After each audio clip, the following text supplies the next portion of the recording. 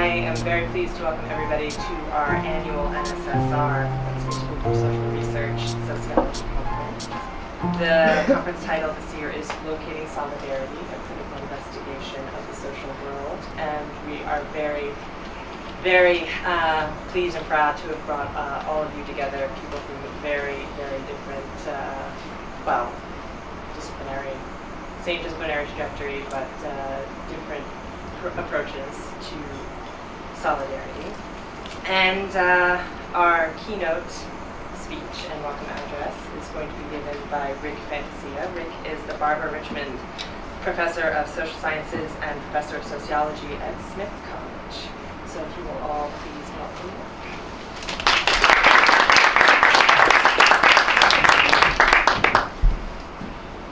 Thanks a lot. And thank you all for coming. Thanks to Tim for his assistance, and Rachel, and all the people who've been here since I got here about an hour ago, setting up. It's all part of that. And also thanks to the New School, really, for hosting this today, but also at an annual conference. I think it's a good idea and a good investment for them to be doing it. I felt that last year when I heard about it, and doubly so this year. It's an honor to be asked to open the conference, Locating Solidarity. It's also for me a great opportunity to share some ideas that are in various states of formation, and to hear yours over the course of the day, especially because the panels promise to carry us across a wide range of social and institutional settings. I won't be speaking across a broad range of contexts. I'm not going to be speaking very abstractly or at the level of the meta theory, where the weight of the New School tradition is bearing down heavily on me here. But when I do speak of solidarity, it's as a relationship, as a process, as an expression of mutuality, of reciprocal identification, of horizontal relations of equality. And I spent some time, a number of years ago, thinking about these issues in the context of writing my book, Cultures of Solidarity. 24 years ago it was published. A book that focused on the social world of labor and the labor movement in the US as the location for trying to understand the dynamics of solidarity. And today I'm sort of impelled to return to that ground, like a spawning salmon, to create at least the possibility that I'll be able to leave you with something useful or provocative as you think about these things, or at least to give you something to push back and think against. Assume salmon die after they spawn. Assuming many of you, or even most of you, aren't familiar with that book, I want to offer a brief recap of it, and mostly what I was intending to do with it. Then I'm going to, for the rest of the talk, going to pull at some of the threads that I've seen hanging, mostly from the symbolic fabric of the labor movement in the US. That is kind of picking up analytically where I left off to some degree with that book, but in terms of recent events and developments, but also in terms of the ways my sort of thinking has changed, because how else, what other terms can I draw upon? That is, I'm going to be talking about the world out there, the social world, and also changes in here, in the social world inscribed in my own head. This book began, or that book, was a critique of traditional approaches to class consciousness, to argue that ideas and attitudes ought to be considered in the context of class behaviors, that analysts needed to pay close attention to the chemistry of collective action. It was a perspective that pushed back at the time and for me against the belief of many academics and radical activists that people or workers needed to have an intellectual or ideological grasp or a correct line on society before being able to change it. That in the process of change and crisis, that ideas are more fluid than at other times, and that collective action becomes then the context in which ideas emerge and change, are subject to scrutiny and renegotiation. So my approach was to look at the process of solidarity through the lens of collective intersubjective unfolding of events. These are things that could not be captured in standard sociological surveys that measure individual attitudes at a specific frozen moment in time outside of the context of people's lives or their practices. So that was one sort of concern I had. The other was to really kind of bring home, to really sort of emphasize, to dig in an empirical way, the dynamic element in Marx's famous dictum of class consciousness, whereby a class in itself becomes, through struggling, through uniting, and through constituting, a class for itself, a fused group, or a group made and unmade in practice. There were 3 case studies that constituted the empirical sort of basis of the book. A series of wildcat strikes in a steel casting factory in New Jersey, in which I participated as a young man. Actions that gave birth to a rudimentary, loosely organized movement, although I must put quotes around movement. It was a grouping for union democracy in opposition to union leaders and for dignity in the face of degrading treatment by the employers. The other case was a union organizing drive among women nurses and nurses' aides in a Vermont hospital that pushed out from the hospital. It enveloped the hospital for a period of time and then pushed out into the community and into the family life of these women nurses. The third case was a long, hard strike at a large corn processing company in Iowa that soon became a fight to the finish when the company hired replacement workers or scabs to take the jobs of the strikers, and everything was suddenly at stake. If you don't mind, I'm not going to do much with PowerPoint. And I'm not going to keep this up there. And there won't be many words up there. In each of the cases, daily life was suspended as a situation of crisis necessitated that workers step outside the round of their workaday lives with its routines and responsibilities, its diversions, its divisions and prejudices, its individualism, its things to be endured, although to endure is also to act, just as surely as more intentional collective action may be. These social dramas, a term that I imagine I borrowed from Victor Turner, who uses it to express incorporation into dominant cultures, but I wanted to look at it a bit differently as acts and situations that break the serial flow of everyday life and can sometimes represent something quite original and independent in relation to the parent culture. In such crises as, a long time ago, 75 years ago maybe, Lloyd Warner and his colleagues wrote about in studying the strike at a place called Yankee City in Massachusetts. They wrote, "It is when all hell breaks loose that the powerful forces which organize and control human society are revealed. These emergent cultural formations, or cultures of solidarity, were to a significant degree shaped and influenced by the structures and practices of institutional life that governed labor relations in the 1970s and 1980s when I did these case studies. They were not therefore drawn from some abstract ideological agenda, but were formed out of friction and opposition to the actions of employers with the specific rules and guidelines and structures and practices that shape their directions and their flow and their sort of tangible expression, relationally and in interaction." A little difficult. Determined. So it's not showing me anything on the screen. Okay. Maybe it doesn't matter. No, it doesn't matter. It doesn't matter. I don't need to see it. You do. That's okay. I've seen it. In the case study in which I participated at a steel foundry in New Jersey, let's say a few things about that.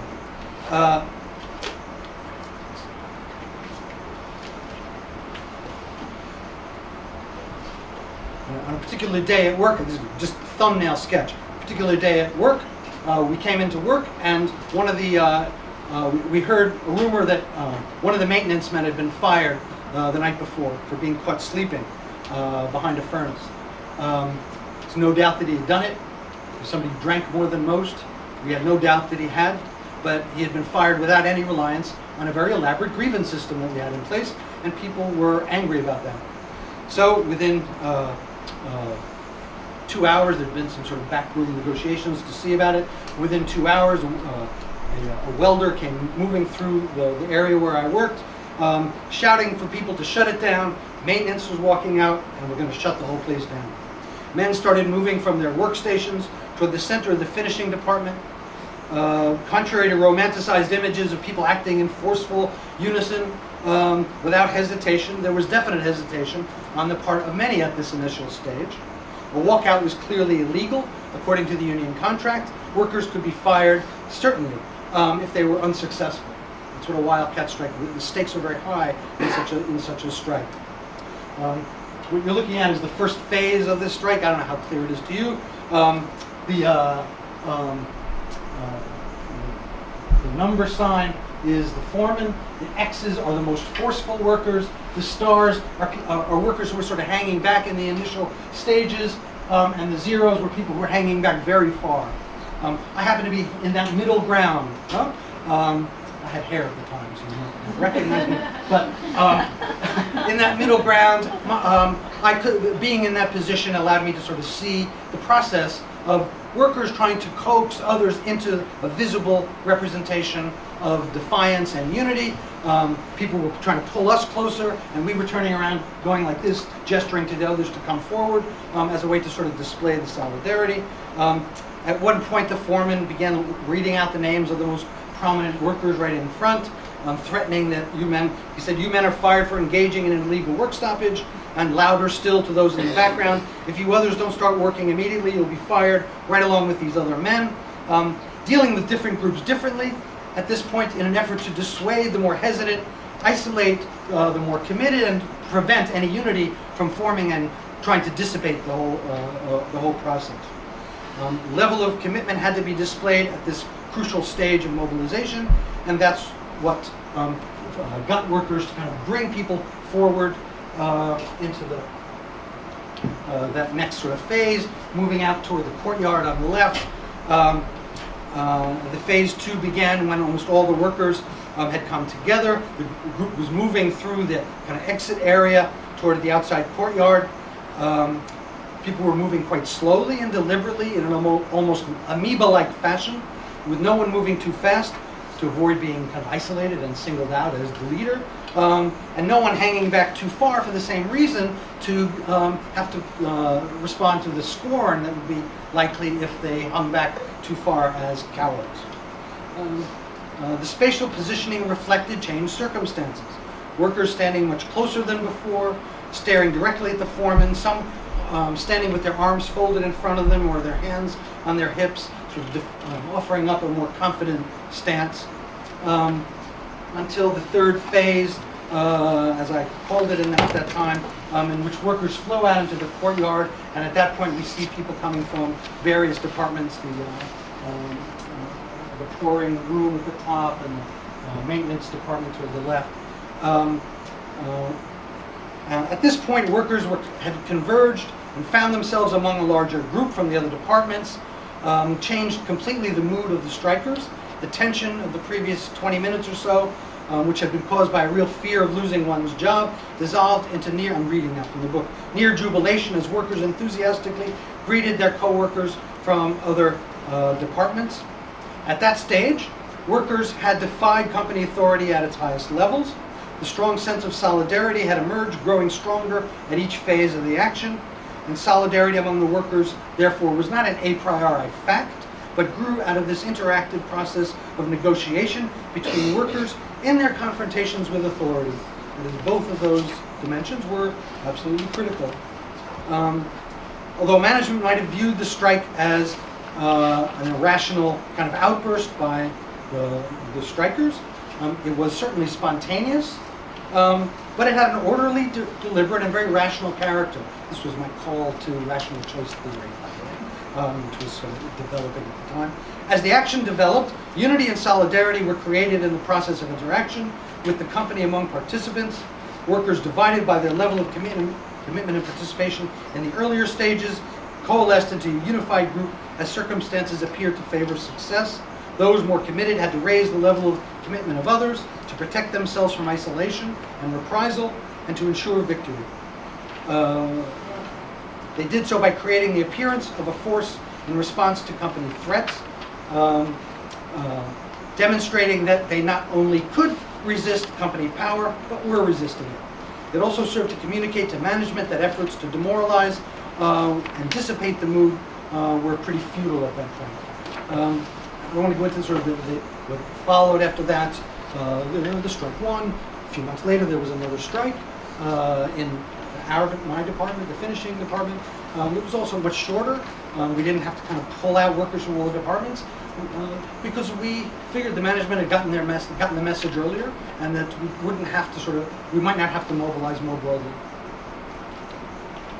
The point is, in this particular case where I was able to observe micro processes of interaction, not quite as detailed in some of the other cases.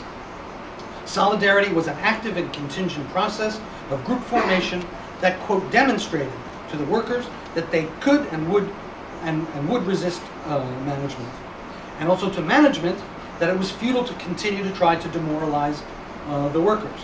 Now, the focus on the interactional dynamics led me directly into a debate in the literature on collective behavior and social movements at the time that was largely drawing at that point on research about the civil rights movement, between those emphasizing social psychological dynamics of collective action and symbolic interactionism being a prevalent perspective in that debate, and the structurally generated resources that groups come to rely on, which the resource mobilization perspective, these are I guess, some outmoded terms, employed to show, or what I could show with these cases, especially where I could document the sort of minutia of interaction, was that socially constructed appearances and symbolic gestures were in fact resources that could be mobilized in these collective actions, and that this division between resources and spontaneity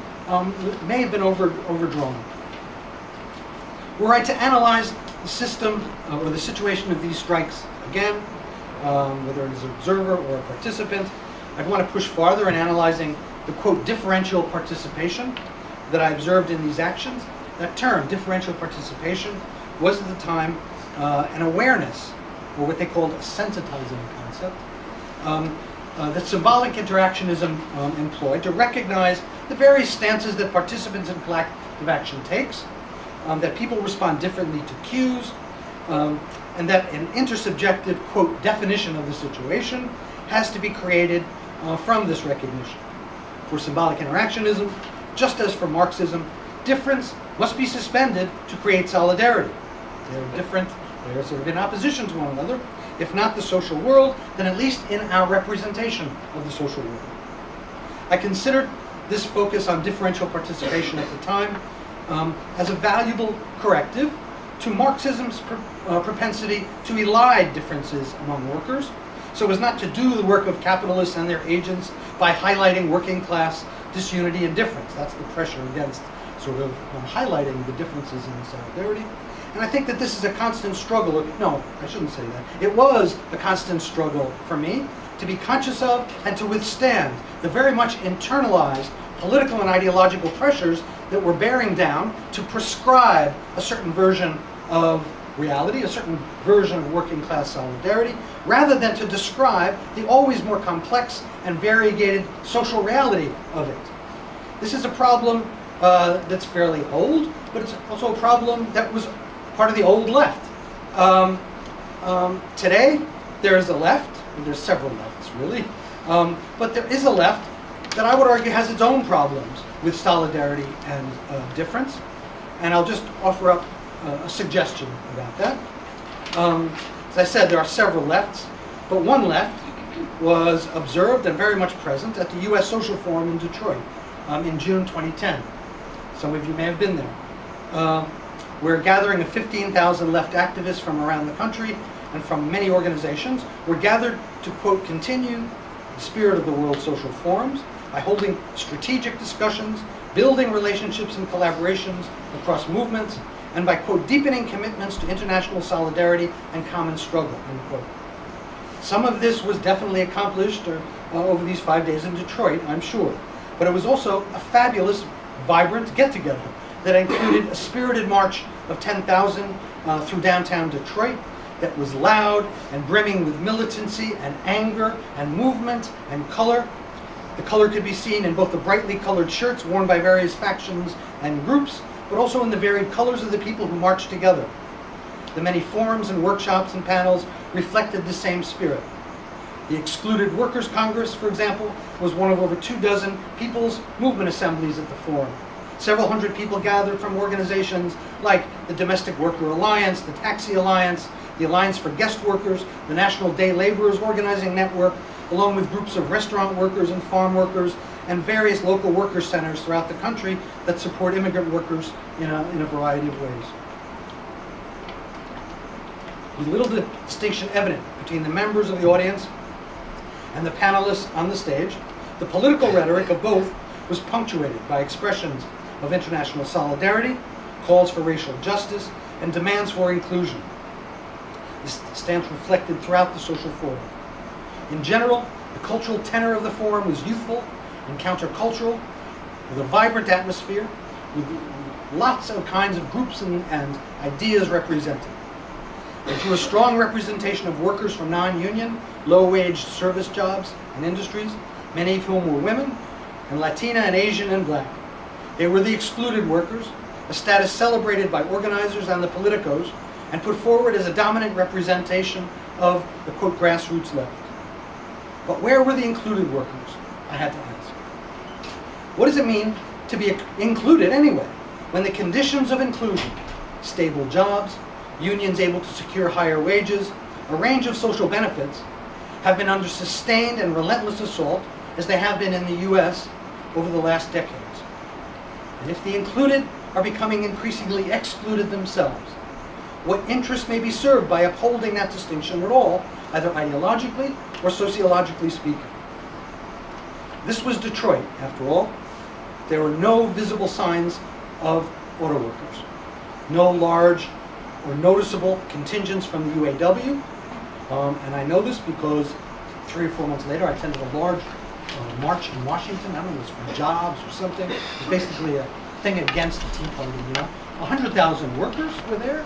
A very different atmosphere. It was very calm and multiracial. There were all the official organizations speaking, the AFL-CIO, the NAACP, Raza, LBGT Unity, all these different groups with different tone. It was a picnic. It was a picnic. It was a gathering without the passion. Though, let me go back to this group at the social forum. This grassroots left is basically invisible in the national media. Nothing in the paper. I don't know about you. Nothing. I looked in the Times anywhere about these 15,000 people, even though that's what same summer 150 Tea Party members could meet on the Mall in Washington and get a whole article in the Times. It was really quite interesting. The groups comprising the grassroots left, though, are active in hundreds of communities across the country. We're trying to work to build power at the local level along democratic lines. They sometimes accomplish tangible things. The Domestic Workers United made significant progress here in New York to give 200,000 domestic workers very basic labor standards. They were sort of instrumental in that process.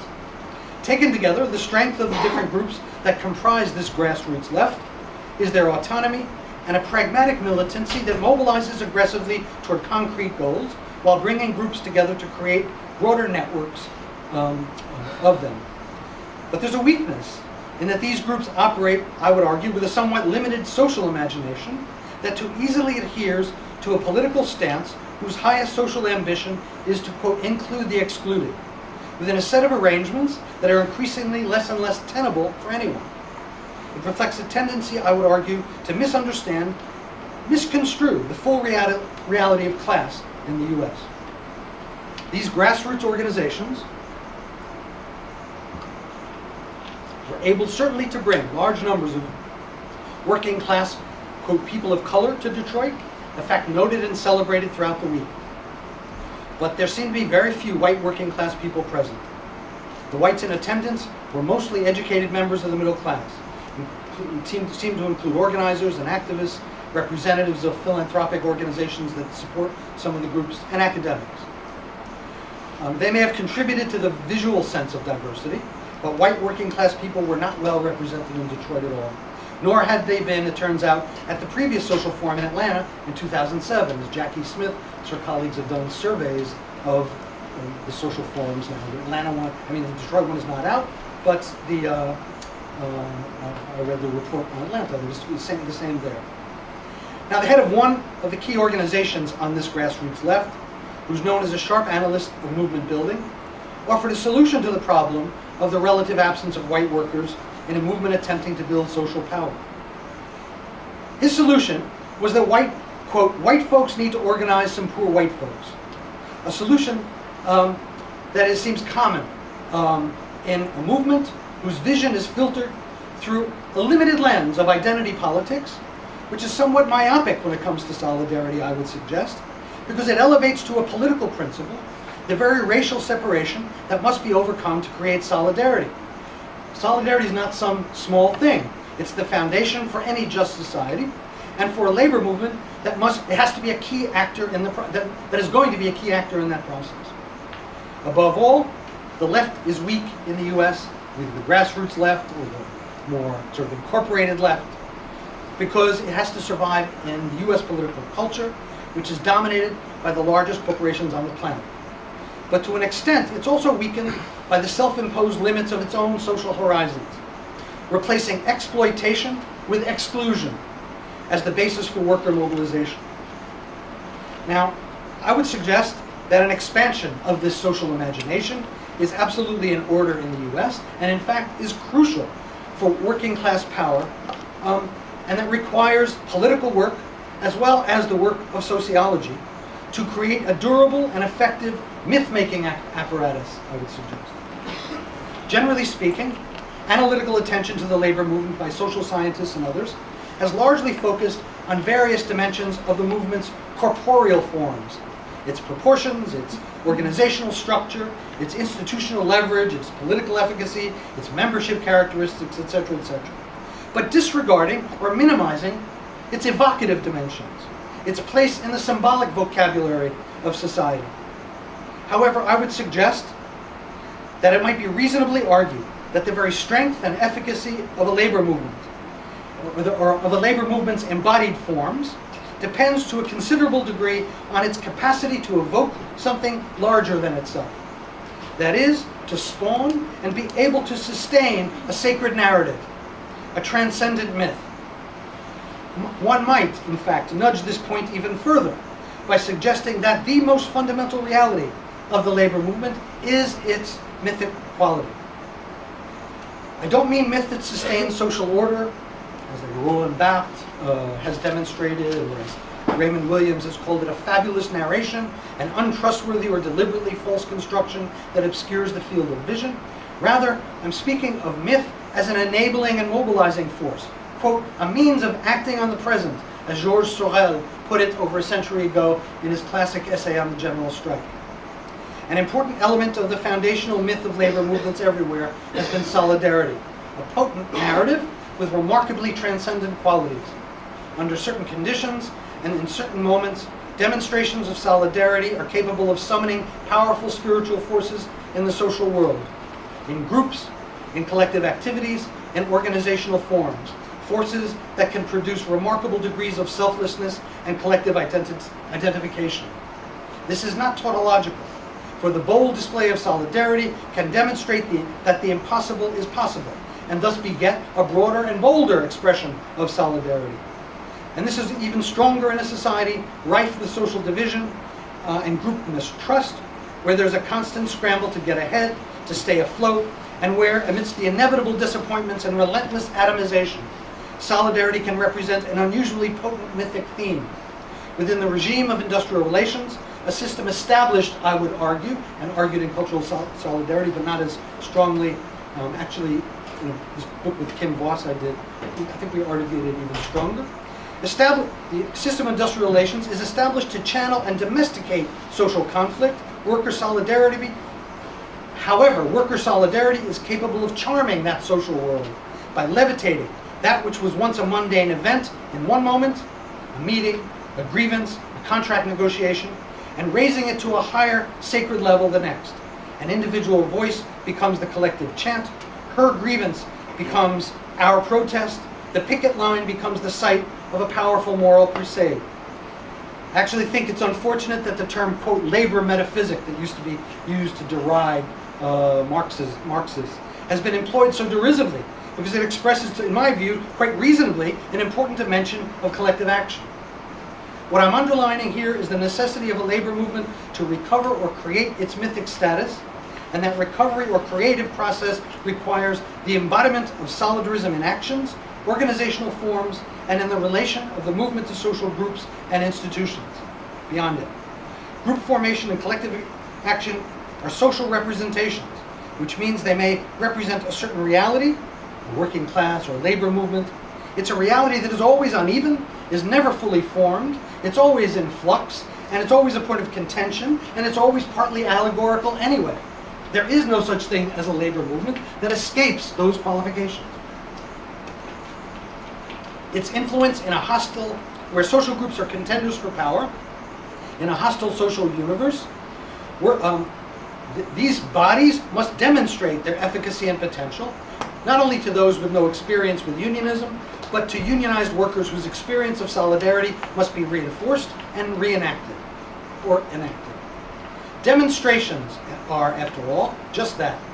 They demonstrate to participants and potential participants, friend and foe alike, not what a group is at a given time, but what it is potentially, with respect to mobilization, commitment, or social disruption.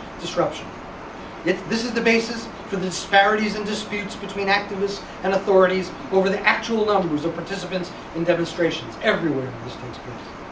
Not only are numbers objects of contention, but also the collective bodily pose of demonstrators, whether militant or peaceful, disruptive or orderly, the use of visual symbols and slogans that are either reassuring or provocative, which are partly a product of the representational struggle itself, the goals, organizing styles, and circumstances of the action, and partly a product of the background and position of the participants, how much they have to gain or lose by the form of their participation, their relative security and position in labor markets, etc. In other words, the symbolic character of a labor movement is reflected and formed in the nature of the vehicles advancing it at any given time and place, and so a key part of the work of mythical construction involves the social act of assembly itself. There's a second kind of act at work as well in this process of mythical construction, a process of invocation, by which leaders and spokespersons perform the act of symbolic construction of the group, a process that has received close attention in the writings of Pierre Bourdieu. And by the way, I'm not going to be able to finish my presentation, I can tell. But Bourdieu is everywhere in this presentation, everywhere. The work is the work of petitions and pronouncements, the kind of nitty-gritty of organizing, and the relationship between leaders and the in-group formation that they seek to lead by speaking in their name. It's a process of requiring attention to the social production of the leader or spokesperson who, once granted the authority of invocation, is able to invoke and therefore establish the identity of the collectivity, thus participating in an important part of the process whereby a group is brought into being as an identifiable group by which it is named or not named. In some ways, the process I describe resembles the practice of framing, a concept adapted by students of social movements to understand. I don't even have to define it. Look it up. Now, some of my best friends do this work of framing and collective action. But for me, it's an approach that puts too little and too much emphasis on the purposive role of leaders in attributing, articulating, and punctuating meaning frames.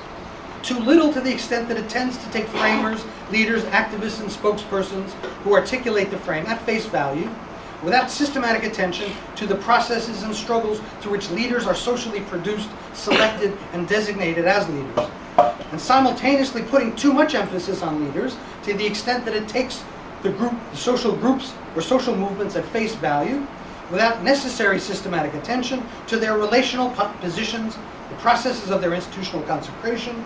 The media, the state, the university plays a role in designating in a way and putting a stamp on groups. And the various symbolic and material processes and struggles and the stakes involved that lead to the formation of a social movement or collectivity. Whereas frame analysis takes the existence of groups as a given, showing the ways in which symbolic meaning is constructed therein, Bourdieu's perspective views group formation as a crucial symbolic process and sociological problem itself, and therefore seems to me to offer a deeper and more comprehensive analytical strategy. How am I doing for time? I'm trying to gauge it. 25. Okay, so I have like 15, 20 minutes, 15, 20 minutes? 25? Yeah, okay. I'm going to push ahead. Is that all right? All right. You'll start to yawn.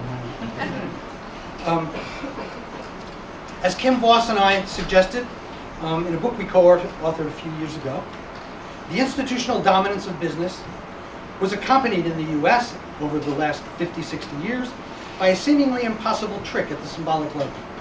At the same time as the real exploitation of workers was being greatly intensified in the workplace, the worker was being made to practically disappear from the public imagination as a socioeconomic subject. In the place of the worker had appeared the consumer, who largely took over the role of the principal subject and object of economic activity, and in whose name a host of traditional economic regulations have been systematically overturned. In the US, this symbolic shift has been both reflected and accompanied on one side by a steady inflation of the social rights of the consumer, the freedom to choose whatever you want, to obtain credit, to shop at all hours every day, to have virtually anything and everything delivered to your door with no wait, and to generally be granted what must appear to non-Americans as a ridiculous degree of, quote, convenience with respect to retail trade. On the other side, the shift has been at the expense of the systematic dissolution of the social rights of the worker, the spread of contingency, of wage decline, of overwork and forced overtime, of job surveillance, of few mandated social benefits, of the effective loss of the right to strike, and state-sanctioned anti-unionism everywhere.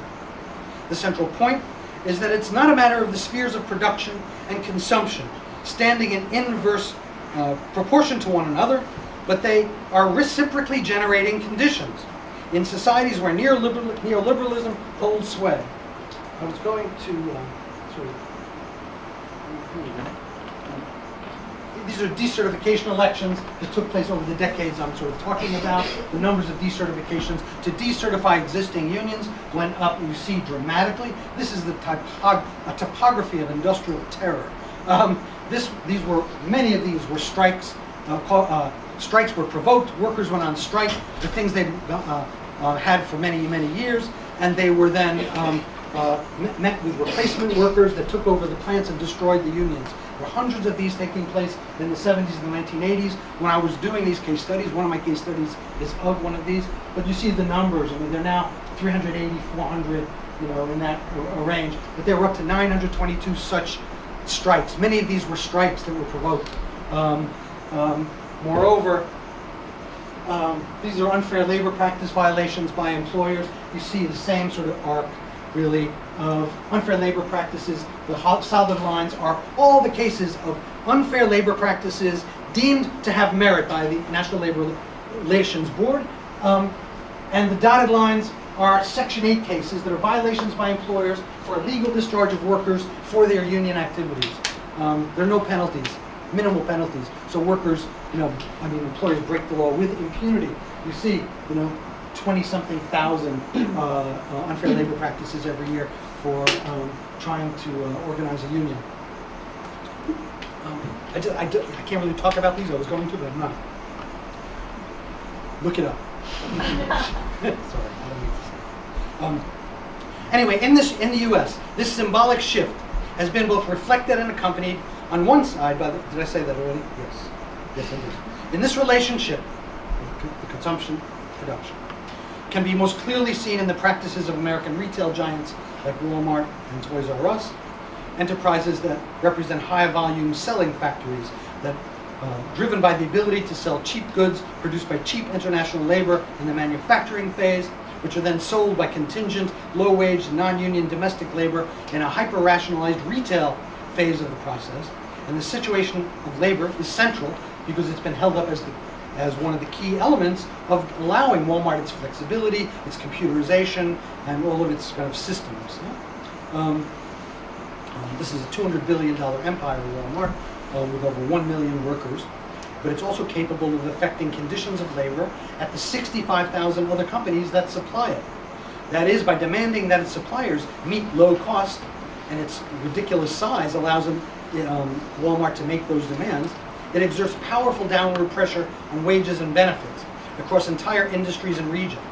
Since low-wage workers require the availability of low-cost places to shop, a company like Walmart is essentially able to create the conditions in production that simultaneously generate a demand for itself as a means of consumption. A perfect circle of exploitation that reflects back, I mean, if you want to think about the whole perfect circle of Fordism, it's a kind of reverse circle of the Fordist principle. Meanwhile, in the domain of consumption, household savings rates have dropped to zero. The annual rate of bankruptcy rose 7-fold since 1980.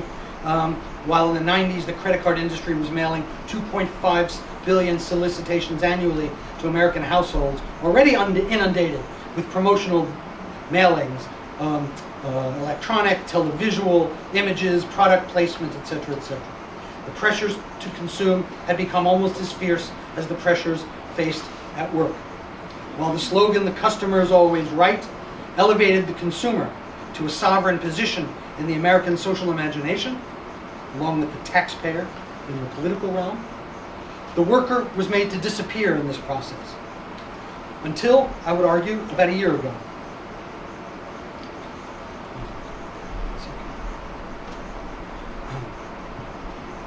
In an instant, and with little warning, Madison, Wisconsin became the center of the social universe in the U.S. and to some degree in the industrialized world. For 4 weeks, hundreds of peaceful but raucous public sector workers and students occupied the ornate rotunda of the Capitol, and tens of thousands of others surrounded the building outside, while protests were mounted in remote state capitals across the country: Harrisburg, Pennsylvania, Richmond, Virginia, Boise, Idaho, Montpelier, Vermont, and Columbus, Ohio, in addition to New York and Boston and San Francisco and Denver and Los Angeles. The demand was simple and clear: that Republican governor withdraw his draconian legislation that was aimed at the heart of public sector unionism in Wisconsin.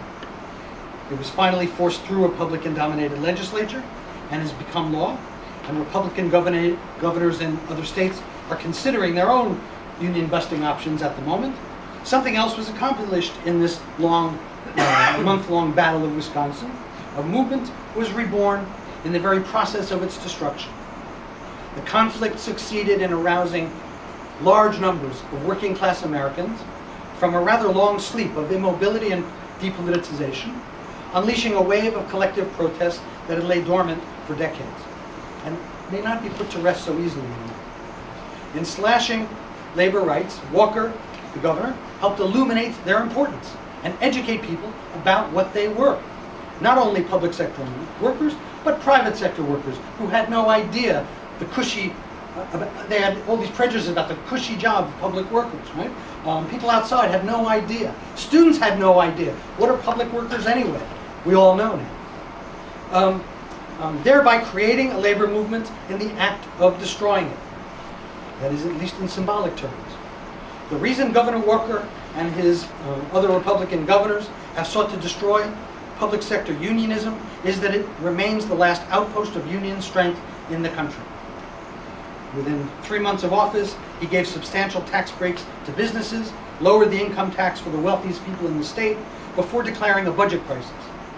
It quickly became evident that this false budget crisis was being invoked for the purposes, one purpose only, to dismantle public sector unionism, which is the only source that 300,000 plus public sector workers have to say anything about the jobs they do and to have any effect over the way they're going to work.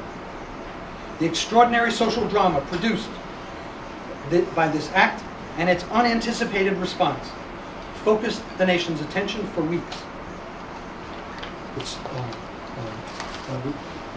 magnified by the 14 Democratic state legislators who fled the state to avoid allowing a quorum to finally push the bill through. On March 12th, one day after the bill's passage, the Wisconsin 14 returned to Madison as heroes. They were unknowns before that. Contempt. People have contempt for congressmen. Are you kidding? These were heroes. They were given a march of 150,000 down the streets of Madison, with public and private sector workers organized to be there, with their families, with farmers from surrounding communities, led by 50 tractors, joining them, along with thousands of students from not only the University of Wisconsin, but from the state campuses within a couple of hour range. Threats of a general strike were issued widely and openly, not by Trotskyist organizers, hardwired for that call, but by mainstream local leaders of the firefighters and teachers unions, a tactic that was discussed openly, general strike being discussed openly on CNN, as reasonable responses to the situation. This would be cliche in some societies, I know, but it's extraordinary in the US context. Now, for whatever they're worth, and I've indicated before that I don't think they're worth that much, polls showed steady support for unions, support for unions and for collective bargaining rights that hovered between 60 and 70% of the pollees in Wisconsin and also nationally. I mean, these are French numbers of support. This 65% was what French voters had throughout the strikes of 1995 that turned their society upside down. Similarly, the strike in 2010 and the occupations that lasted literally 65% throughout. Wisconsin may have beat that. In the states of Michigan, Florida, New Jersey, Republican governors who had sharpened their own knives against public sector unions began to back off once they saw what had happened in Wisconsin. Democratic legislators in Indiana took a cue from their other colleagues and fled to Illinois to deny a quorum to the Republican governor there, seeking to weaken unions in the legislature. And thousands marched in Indiana.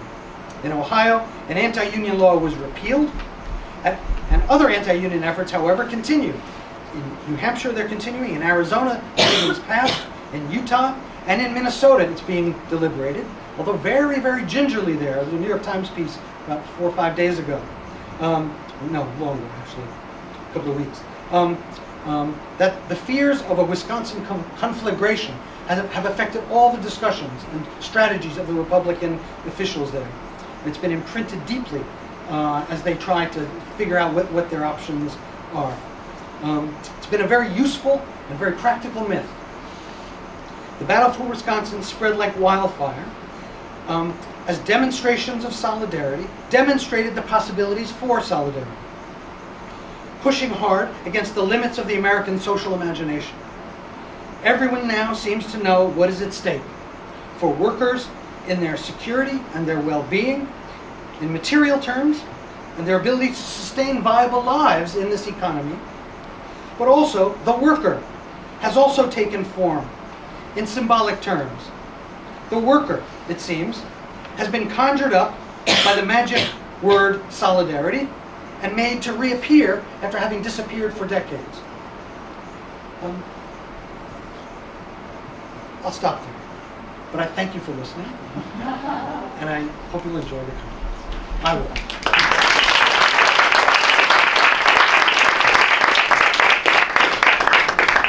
So much, Rick. We don't have time, obviously, for a question and answer session now. However, I'm sure you will avail yourself to whoever would like to discuss anything else further with you throughout the day. So, next we have our panels. The first panel session will be in this room. That's Solidarity of Belonging, National Imagination and Contestation. That's 1A on your program. 1B, Insidious Solidarity, Fight for Your Rights, is going to be in room 1107, which is right next door. Panels all day long will be in either this room or that room. So, yes, I suppose we can start to move around there. And presenters, if you want to get anything set up, please come and see your chair discussing here. Thanks. I'm happy to start with coffee. Please help yourself to all of this.